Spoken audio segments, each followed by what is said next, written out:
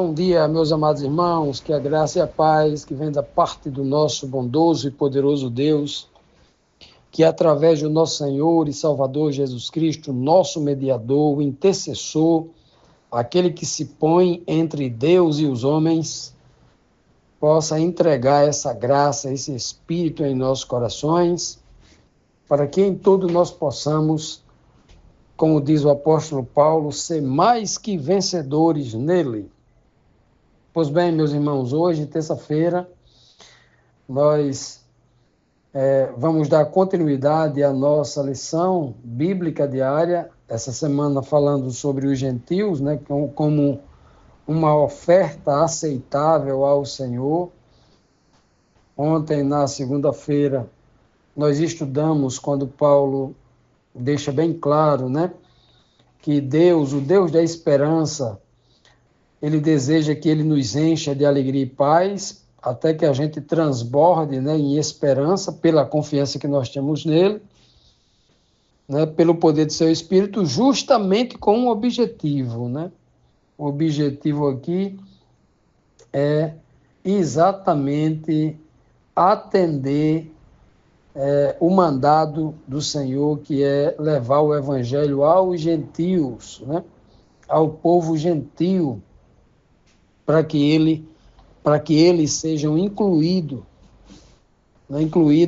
na igreja de Cristo, sem que haja distinção, acepção de pessoas, né? Para que a salvação chegue para todos, como a promessa profética já previa acerca do Messias. Então, vimos também, né, que Paulo chega a uma constatação, né, sobre a igreja lá em Roma. Ele diz assim: olha, eu estou convencido que vocês estão cheios de bondades, né? Estão também plenamente instruídos, ou seja, conhecem a sã doutrina, sabem o que deve fazer e o que não deve, sabem o certo e o errado, né? Sabem a verdade e a mentira. Vocês devem escolher aí, obviamente, a verdade, sendo então eles capazes de aconselhar uns aos outros. A igreja, né, pelo conhecimento que havia recebido, não era totalmente dependente dos apóstolos, mas aqueles que haviam sido instruídos, né, e agora orientados pelo Santo Espírito de Deus, poderiam então conduzir a igreja, aconselhando os irmãos.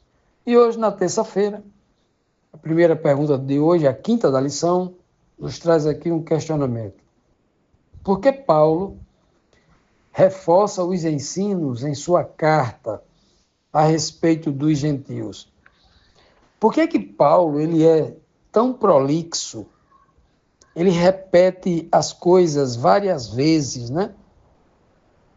Explicando, né, de vários ângulos a mesma coisa, justamente para evitar que pessoas maliciosas e maldosas fiquem recortando o texto para tentar inventar doutrinas, fazendo a Bíblia se contradizer, fazendo Deus se contradizer, diminuindo a pessoa de Deus, mudando a sã doutrina, mudando o Evangelho de Cristo. Justamente, Paulo, ele é detalhista. Ele fala de diversas formas, dando vários exemplos, né? Então, vamos ver aqui Romanos 15, o versículo 15 e o 17, ele diz assim: a respeito de alguns assuntos, eu lhes escrevi com toda a franqueza, como para fazê-los lembrar-se novamente deles, desses ensinamentos, por causa da graça que Deus me deu. Portanto, eu me glorio em Cristo Jesus, em meu serviço a Deus.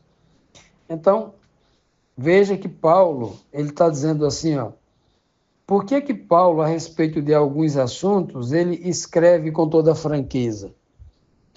Essa franqueza que Paulo escreve, ele tem o objetivo de humilhar as pessoas? Ele tem o objetivo de estar condenando, julgando as pessoas, chamando, apontando o pecado do povo para humilhá-los? Não, ele chama isso de franqueza. Veja como é importante o homem ser franco, ser sincero, né? E quando há algo muito grave, é importante que ele seja franco, seja sincero. Não com o objetivo de magoar as pessoas, expulsando as pessoas da fé, mas sendo franco para mostrar o quão ameaçador é uma mentira, acreditar numa mentira, defender uma mentira, né? O quão é perigoso as pessoas deixarem de olhar para a sã doutrina da palavra de Deus e desviar o olhar para as coisas dos homens. É, né? Perigoso isso. Então, Paulo, ele vai falar isso com toda a franqueza. E tem que ser assim. Ora, se com toda a franqueza ainda tem gente escolhendo o caminho errado, imagine se Paulo fosse ali uma linguagem bem dúbia, ou uma linguagem relativista, né? Tem que ser assim mesmo, muito claro, né? Porque nós precisamos, né, assimilar essa verdade que ela é muito clara. Olha, o que está em jogo aqui é a vida do homem, é uma questão de vida ou morte. E uma questão de vida ou morte, a gente não pode estar buscando palavras com medo, tem que dizer a verdade o mais clara, o mais objetiva possível, sem se preocupar se as pessoas vão se milindrar, se as pessoas vão ficar magoadas. Ora, se Deus fosse se preocupar, a pessoa ficar magoada, ele não tinha falado com Caim daquele jeito. Ele não tinha falado de forma clara, dura e direta com outras pessoas que pecaram e fizeram coisas erradas. Deus não tinha usado a boca de Noé para proferir uma maldição contra Canaã, o filho de Cã, que viu ele nu, ou, né, tantas outras repreensões duras que o Senhor deu. Olha, tem como você estar buscando aí, né, palavras para tentar não magoar as pessoas e não dizer a verdade com mais clareza possível? Não, como Paulo tem que ser franco.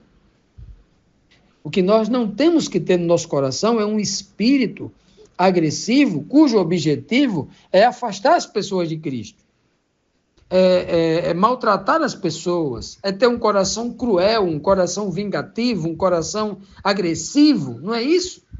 Mas a verdade precisa ser dita com toda franqueza, com toda a lealdade, a palavra de Deus, a sã doutrina, né? É por isso que Paulo disse assim, olha, eu falo dessa forma, sabe por quê? Porque eu recebi essa graça de Deus, do meu Deus, né? E nisso eu não sou franco para me gloriar, para me fazer grande, não, eu me glorio em Cristo. Ou seja, se Cristo estivesse aqui, falaria do mesmo jeito. Que coisa, né? Que maravilha o apóstolo Paulo, né? Nos ensinando a sermos francos também e a ensinar com franqueza, de todo o coração, sem reserva, sem falsidade, né? Sem medo, mas com coragem e com autoridade, como Cristo fazia. Continuando, amados, vamos aqui para a próxima pergunta, a pergunta 6, que nos traz aqui mais um questionamento importante para a vida diária, para o cotidiano da igreja. Todas as igrejas do mundo e todos os cristãos do mundo precisam aprender isso e fazer isso. É uma necessidade que todos nós temos, né? Para com o nosso próximo. Por isso que a pergunta 6 traz aqui o seguinte questionamento. O que Paulo ensinava era suas próprias convicções ou o que Paulo falava era uma convicção que ele tinha, mas com base no ensinamento da palavra de Deus? Romanos 15, versículo 18, diz assim: não me atrevo a falar de nada, exceto daquilo que Cristo realizou por meu intermédio, em palavra e em ação, a fim de levar os gentios a obedecerem a Deus. Veja só, Paulo deixa claro que só tem um propósito em tudo aquilo que ele falava e em tudo aquilo que ele fazia. Ele diz em palavra e em ação. Ele é muito claro.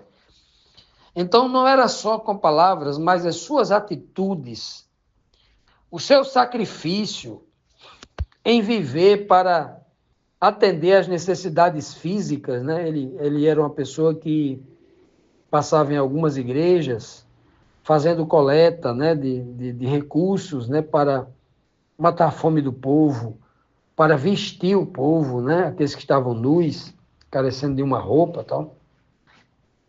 E tantas outras necessidades. Paulo faz isso de forma bem explícita, né? Muito claro, muito transparente, muito honesto, né?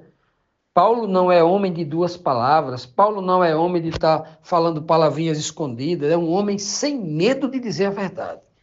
Se isso vai magoar alguém, se isso vai fazer com que alguém fique chateado, se alguém achou que vai ficar sendo exposto, Paulo não tem essa preocupação. Ele não cita nome de ninguém, quando cita é para, obviamente, dar honra. E em alguns momentos ele cita nome de pessoas que merecem ser afastados dele porque é uma ameaça.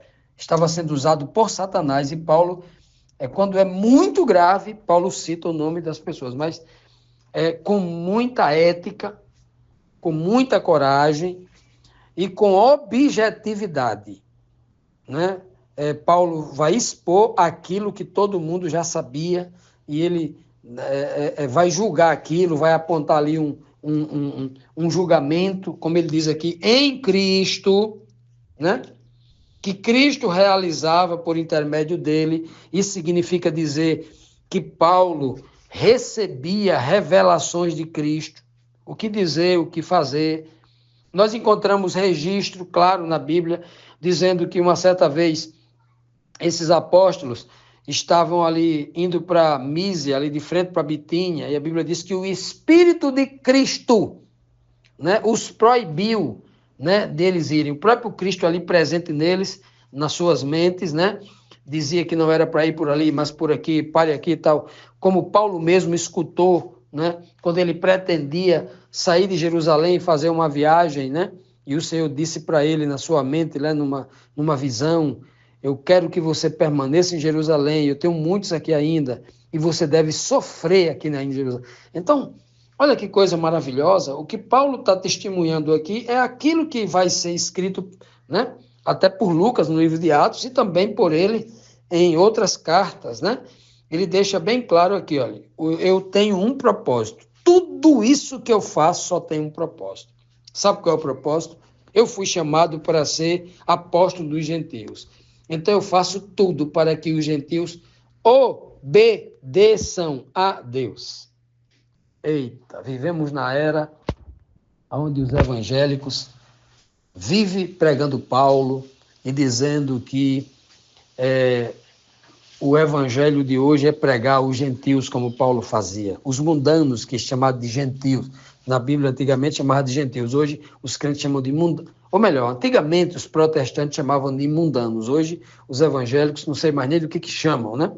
Porque já não há mais quase diferença entre os mundanos e os evangélicos. Infelizmente, é uma realidade. Poucos são aqueles que entendem e vivem o verdadeiro evangelho de Cristo.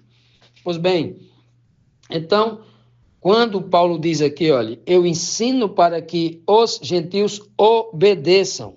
Agora, obedecer o quê? Se os evangélicos de hoje dizem que a lei passou, ninguém pode guardar mandamento porque passou. Obedecer como? Se obedecer está intrinsecamente ligado à obediência a um mandamento, a uma lei. Já pensou? Pois é.